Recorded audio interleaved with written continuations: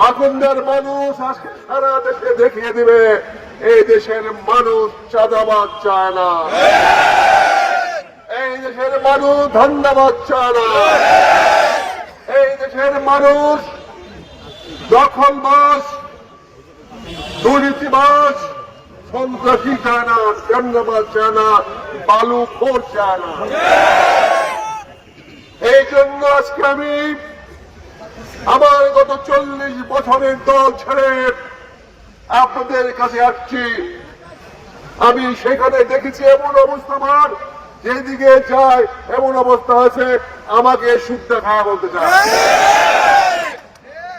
এই খাওয়ান্ডা পার্টির থেকে আমরা মুক্তি চাই। আমরা সত্যের পক্ষে, ন্যায়ের পক্ষে, ইনসাফের পক্ষে আমরা থাকতে চাই। এই বাংলাদেশের সারা মানুষে আজকে পরিবর্তনের হাওয়া শুরু হয়েছে।